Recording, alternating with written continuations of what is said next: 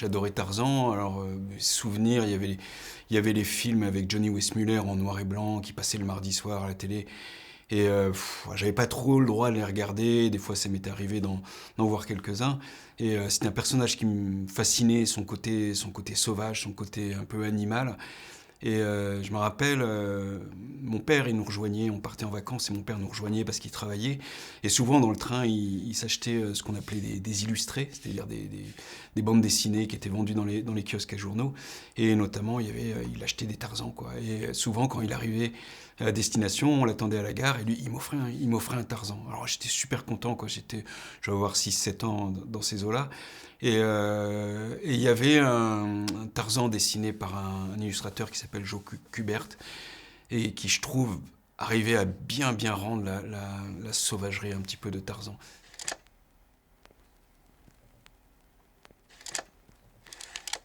J'ai pas lu Harry Potter. J'ai vaguement regardé les films avec mes enfants, un peu mollement, ça me plaisait pas trop. Mais j'ai suivi le phénomène Harry Potter. Et j'ai vu des gens, des générations en dessous, qui étaient complètement fans d'Harry Potter. J'ai vu des nièces qui étaient mais, accros à Harry Potter. Et moi, je fais partie de la génération Star Wars. Je sais que le premier Star Wars est sorti, j'avais 9 ans.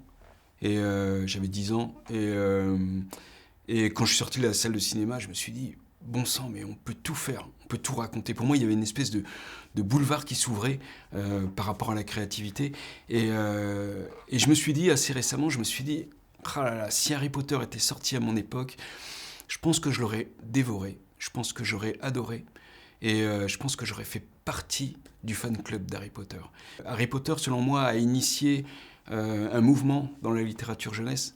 Et ce mouvement, c'est un petit peu grâce à lui qu'on est là, qu'on a pu faire des livres, que les éditeurs un petit peu se sont investis dans la publication.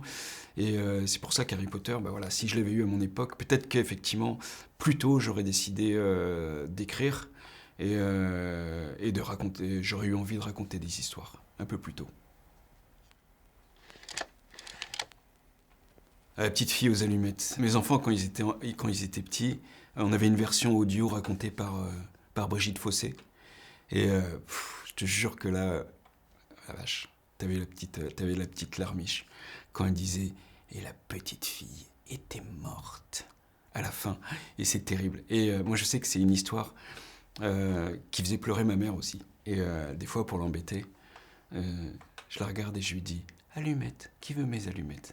Et immédiatement, je vois qu'il y a les yeux qui commencent à briller.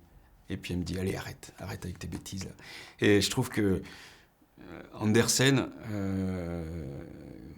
voilà, il racontait des histoires, il n'avait pas peur de donner dans le tragique.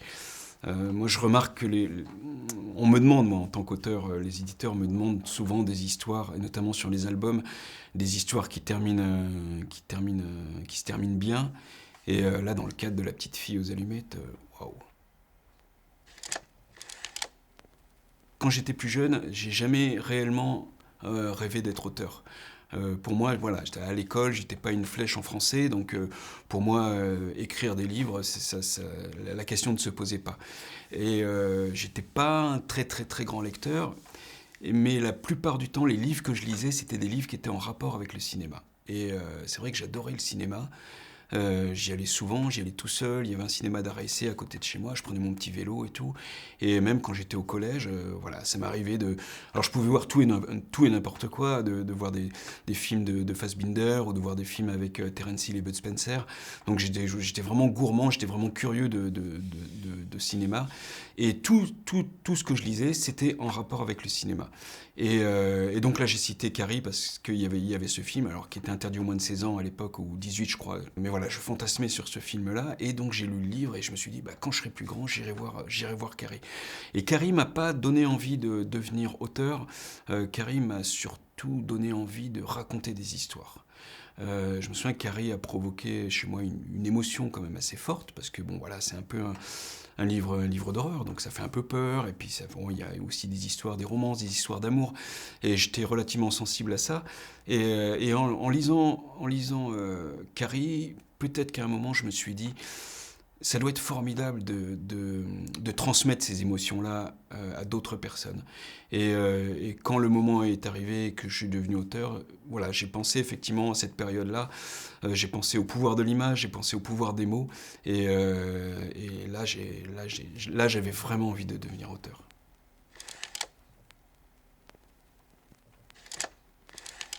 J'adore Obélix parce que, dans un premier temps, on a l'impression que c'est un faire-valoir, c'est Astérix, donc Astérix et Obélix. Et à un moment, au début c'était Astérix, et à un moment c'est devenu Astérix et Obélix. Et Obélix, voilà, c'est le meilleur copain, c'est le gars qui est là, avec qui on se dispute, avec qui on se réconcilie, avec qui on aime faire la fête. Il est toujours partant pour faire la fête. Et moi, ce que j'apprécie le plus chez Obélix, c'est qu'il n'a pas de second degré.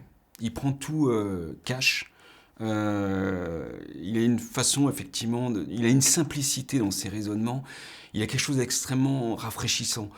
Pour lui, ce qui est intéressant, ce qui l'intéresse, c'est manger et la bagarre. Et quand il est amoureux, là, pour moi, Astérix Légionnaire, c'est la référence en matière de bande dessinée, même en matière de livres, de littérature. Et quand il est amoureux, pour moi, c'est le summum dans la drôlitude de Obélix.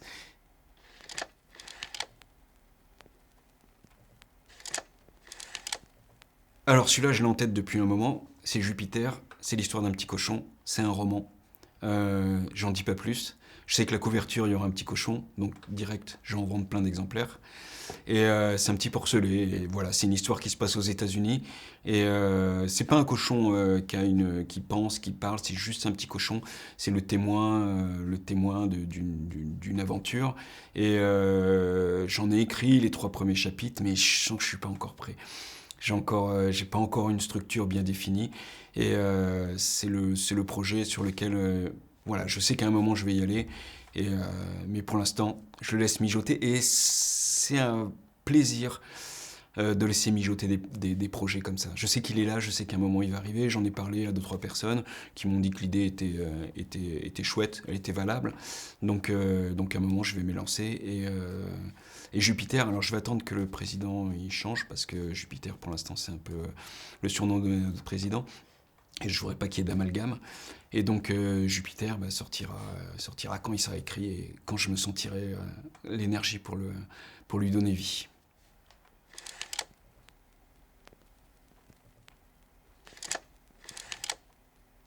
Alors j'aimerais beaucoup travailler avec Flore Vesco, mais ça c'est une non-réponse. Parce que j'ai déjà demandé à Flore Vesco de travailler avec elle, et elle m'a dit non. C'était un non assez ferme. Et quelque part ça m'a arrangé, parce que, pour être honnête, j'aime bien travailler tout seul. Pour moi, écrire un livre, c'est partir dans un autre pays, c'est se détacher un petit peu du monde, c'est détacher un petit peu des contingences terrestres. Et c'est vrai que, voilà, quand j'ouvre mon ordinateur, quand j'ouvre mon fichier, je suis content parce que je sais que je vais pouvoir m'absenter pendant un petit moment. Là, j'étais dans le train tout à l'heure, et effectivement, là, je me suis mis des écouteurs, j'ai commencé à bosser, et puis j'étais ailleurs, j'étais de l'autre côté de l'océan, et c'était très bien comme ça. Mais voilà, et Flore, voilà, j'estime énormément Flore, j'aime beaucoup son travail, et je sais que je ne travaillerai jamais avec elle, mais des fois pour l'embêter, parce qu'elle veut pas travailler avec les gens non plus, et pour l'embêter, des fois je lui dis allez Flore, on fait un bouquin ensemble, et à chaque fois elle me dit non, pas question, hors de question. Voilà.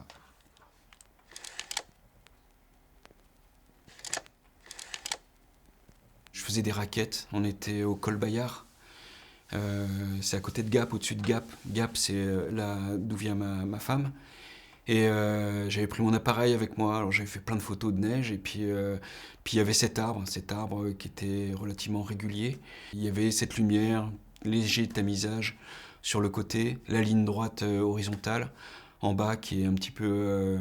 c'est une route qui passe. Et surtout, dans cette photo, il y a une chose qu'on voit pas, mais qu'on peut supposer, c'est le silence. Et c'est vrai que, voilà, à travers cette photo, ce que je voulais partager avec vous, c'était un petit peu de silence, un petit peu de calme.